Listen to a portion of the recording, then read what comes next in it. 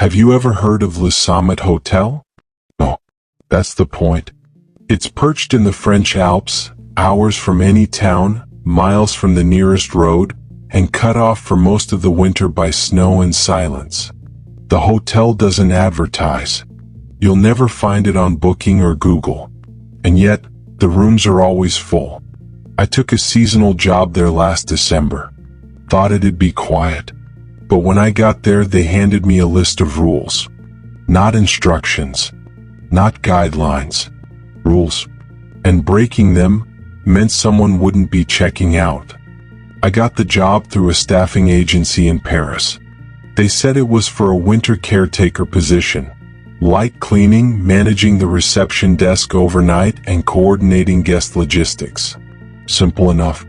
I'd been unemployed for months and the pay was incredible. Too incredible. They told me I'd be working at Le Summit, a luxury hotel buried deep in the French Alps. It didn't show up on any map. You'll be off-grid, the recruiter told me. But don't worry, the guests are used to that. I should have walked away right then. A private van picked me up from a small train station in Grenoble. We drove for over 4 hours into the mountains. The road narrowed. The snow deepened. Then we stopped. You'll hike the last kilometer, the driver said without meeting my eyes. I stepped out with my duffel bag, boots crunching on frozen gravel. Fog swallowed the mountains. And then, like something out of a Gothic novel, Le Summit emerged through the mist.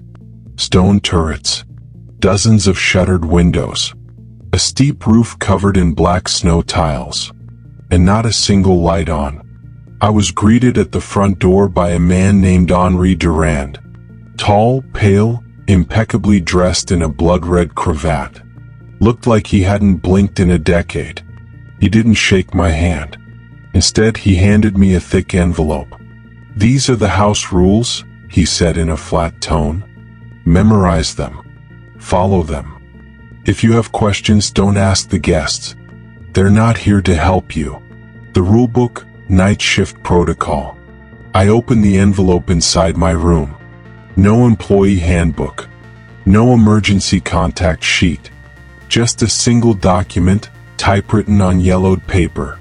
Le Summit Night Staff Rules, Winter Season. Effective, December 1st to March 31st. 1. At 7 p.m., lock all guest room doors from the outside. Use the brass key labeled R. Do not unlock until morning no matter what you hear.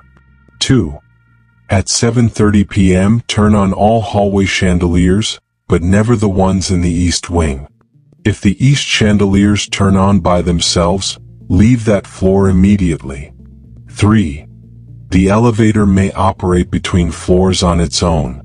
Do not ride it unless called by the front desk phone. If it opens by itself, don't look inside. 4.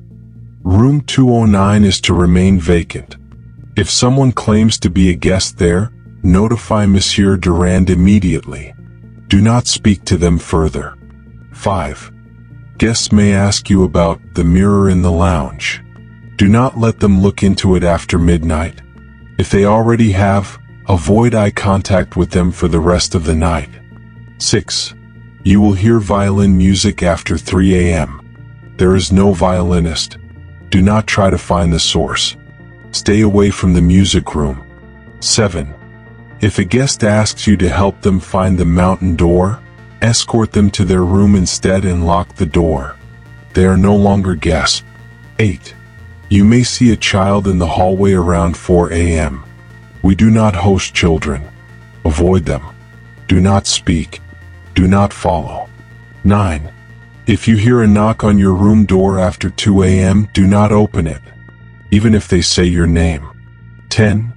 The snowcat will arrive at dawn only if the weather is clear. If it doesn't arrive by 8 a.m., you are to remain inside. The mountain is not safe. The first night, at 7 p.m., I did as instructed. Locked each guest room from the outside with the heavy brass key. Most guests didn't even seem to notice. Some stared at me blankly. One woman giggled like I'd told her a secret. I reached room 209 and found the door already padlocked with iron chains. There was a scratch on the wood. Looked like a handprint, but it had 6 fingers. At 7:30, I turned on the hallway lights. The chandeliers sparked to life one by one. Except, the east wing's lights were already glowing. A soft yellow flicker. Like candlelight. I walked to the corridor. The temperature dropped by 10 degrees. Frost lined the floorboards.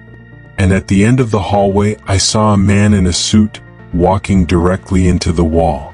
No, not walking, phasing. Over and over again. Like a scratched record. I backed away. The lights in the east wing went out. I never returned to that side again. At 9:12 p.m. the elevator dinged. I was alone in the lobby.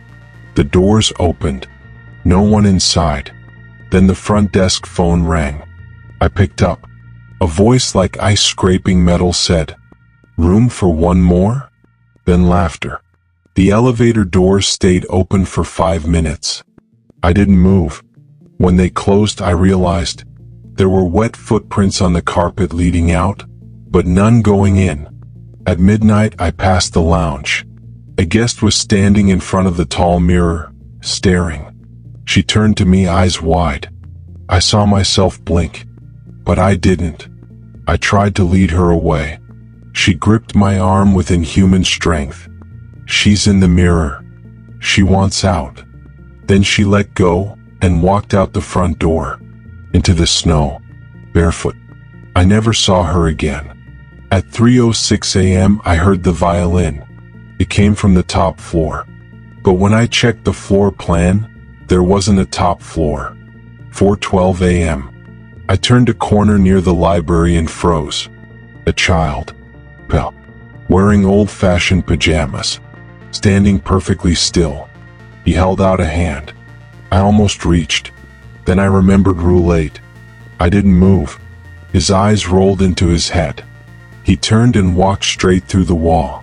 Behind the wallpaper was a door. Nailed shut. At 5:57 a.m. I returned to the front desk. The sun hadn't risen. Snow whipped across the windows. No tracks. No sign of life. Then the front door opened. But no one entered. Just a gust of wind carrying a folded piece of paper. I opened it. The rules change tomorrow. That was part 1 of my time working at Le Summit Hotel in the Alps.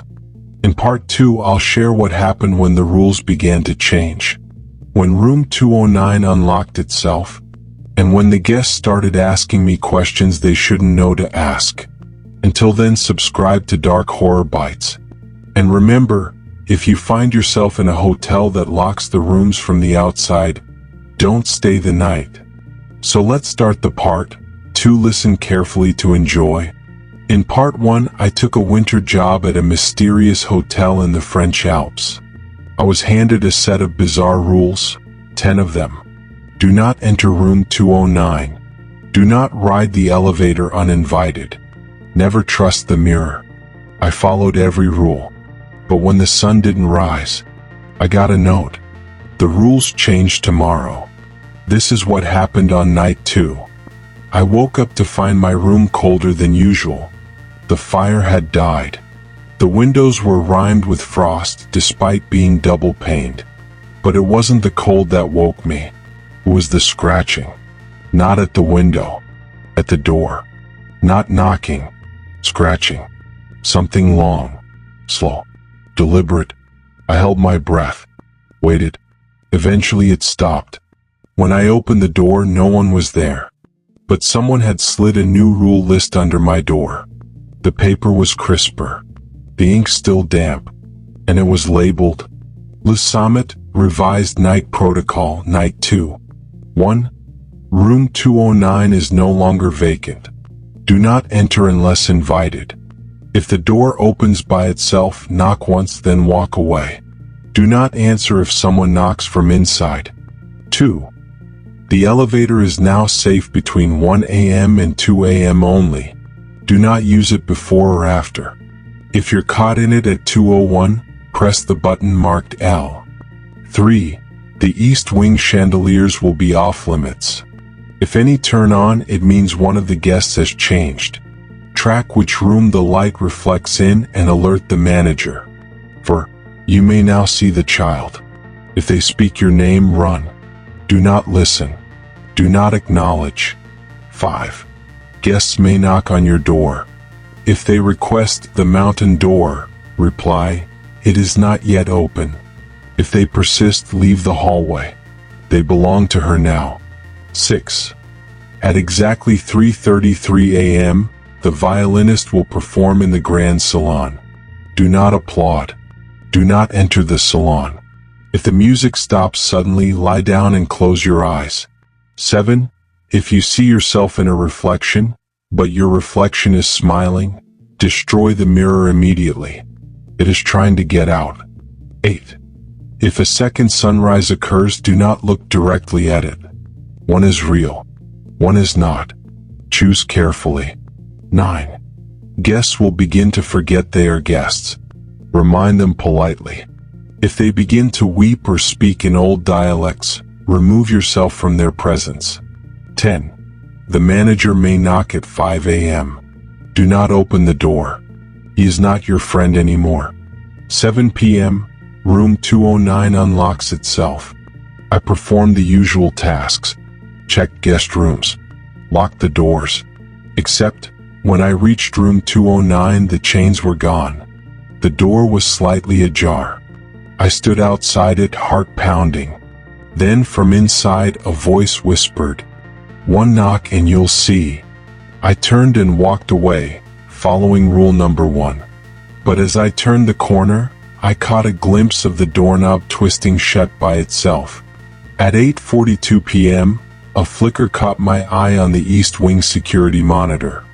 A chandelier had lit up room 315's hallway. I checked the records. Room 315 had been empty since October.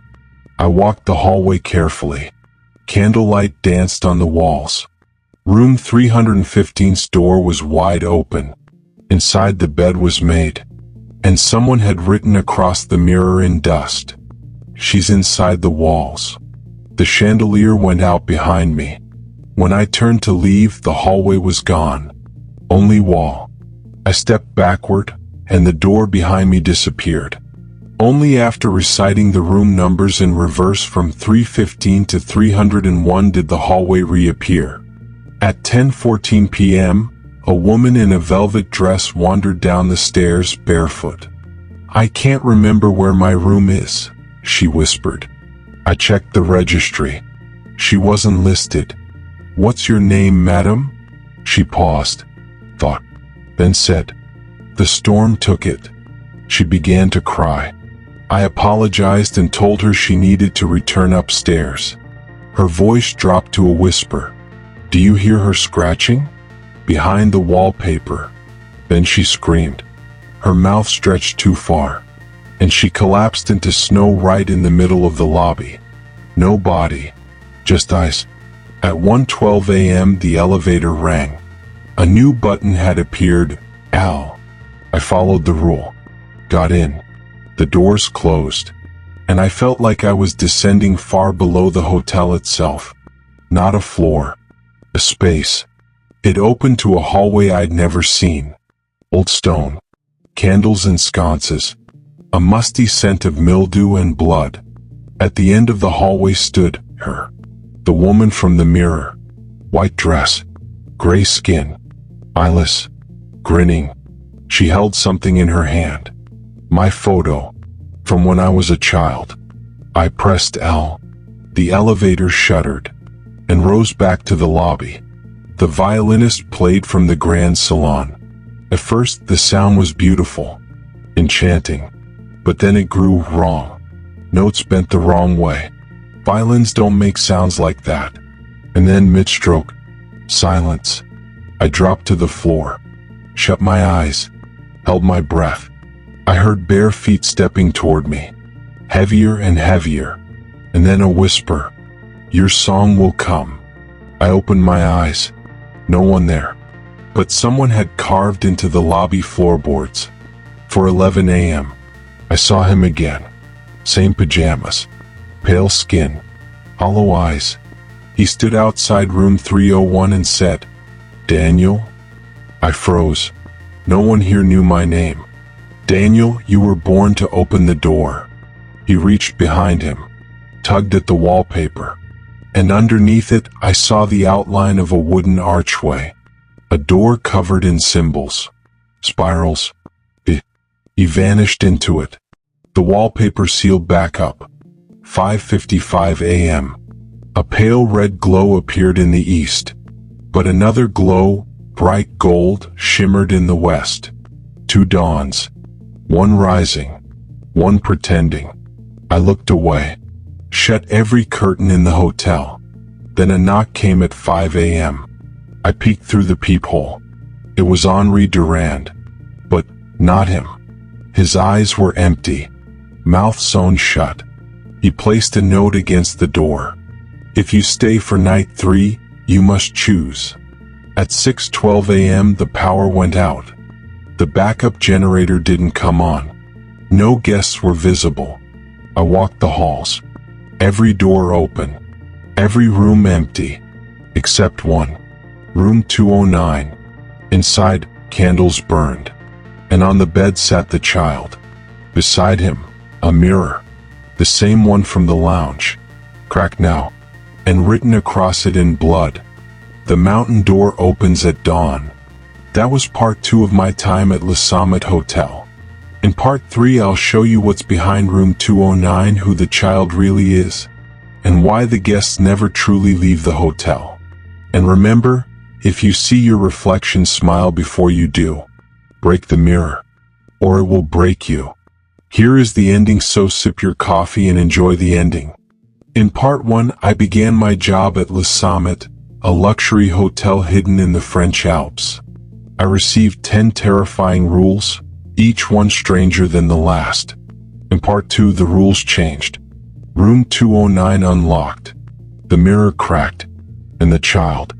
He spoke my name. Now this is my last night. Because tonight, the mountain door opens. I didn't sleep. I sat on the edge of my bed, watching the cracked mirror across from me. The same one the boy had sat beside in room 209. It no longer reflected me. Instead, it showed the hallway. Empty. Flickering with candlelight. And a figure approaching my door. Knock. Knock. Knock. I didn't move. A paper slid beneath the door.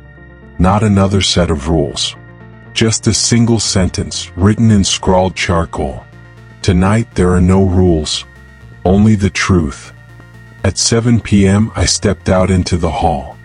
Every door was already open. No guests. No voices. The chandeliers were all off, even the ones in the east wing. No lights. Just cold, candle-flickering shadows dancing along the velvet carpet. And on every doorknob, a red ribbon, tied in a loose, knotted bow. I reached for one, and heard the violin again, but not from above. This time, it was playing inside my head. Henri Durand was waiting for me behind his desk. But this time he wasn't immaculately dressed. His cravat was torn. His eyes, sunken and black. He looked more corpse than man. "You made it to the 3rd night," he rasped. "Most don't. What is this place?" I asked. He slid a photo across the desk. It showed the hotel in 1894. But at the center of the photo, standing beside the front door, was me. Same face. Same eyes. But dressed in 19th century clothing. "This place is not in time," he said. "It feeds on identity. Memory. Souls bound to rules they never wrote." He opened a drawer and pulled out a key. Black iron. Shaped like a spiral. "Room 209 is waiting," he whispered. "So is the boy. He's not a guest. He's the first." I walked slowly to room 209. The hallway grew colder. Frost bloomed across the walls, curling like veins. Inside, the air was still. The child stood beside the bed, facing the mirror. He turned to me. "Do you remember me yet?" he asked. "No," I whispered. "You should. You're the reason I stayed." He reached under the bed, pulled out a photo album. Inside, pictures of me, as a child. Next to him, birthday parties, school halls, snowball fights. "I died on this mountain," he said. "We both did." "What are you talking about?" He opened the last page. It showed two bodies frozen, lost in the snow. My face, his face. "The avalanche," he said. "You survived, but not all of you. Part of you stayed here, with me." He held up the iron key. "It's time to come back." At midnight, the hotel shook. Every light flared red, and the main staircase crumbled into ash. Beneath it, a tunnel. Carved stone steps leading downward into the mountain itself. The boy took my hand. We descended together. At the bottom was a great stone door, embedded with countless locks. The child placed the key into the center. It turned with a scream. The door opened. Inside was a chamber of mirrors, but none reflected me. They reflected versions of me. Some twisted, some smiling, some crying, some trapped behind glass, banging, screaming. At the center of the room was a book, bound in white leather, pages blank, except for one line. "You followed the rules. Now you must write your own." The boy stepped forward. "Everyone who enters this place has a choice. Be ruled, or rule others. The manager chose to rule. You chose to obey." He looked up. "What will you do now?" I picked up the book, and in that moment, I remembered everything. The avalanche, the guests screaming as the snow swallowed them, the rescue team finding me 3 days later, alive but not alone. I'd spoken of a boy who didn't exist, a hotel no one could find again, and yet here it was. "I don't want to forget anymore," I said. "I don't want to be ruled." I turned to the child. "Let's finish this." I held up the book, and one by one the mirrors shattered. Each crack sent a scream into the chamber. The floor split. The mountain howled. The child laughed, not a cruel laugh, a relieved one. "You broke the loop," he said. "They'll be free now." I turned. The mirrors no longer showed twisted versions of me. They showed the guest, smiling, waving, walking away from the hotel, into light. The tunnel crumbled behind me. As I climbed back toward the lobby, the hotel groaned. Paint peeled. Chandeliers crashed. Frost melted into steam. Room by room, Le Summit died. And when I emerged onto the front steps, snow was falling gently, and a snowcat waited at the base of the hill, its headlights blinking. No driver, just the keys in the ignition. I turned for one last look. The hotel was gone, only mist where it once stood. I came down the mountain that morning, and the world welcomed me back. But it felt off. People still don't remember the hotel. Searches come up blank. But in dreams, I still see the boy, standing in the snow, smiling, holding the iron key. That was the end of my story working at Le Summit Hotel. I don't know if I escaped, or if I just stepped into another layer of the dream.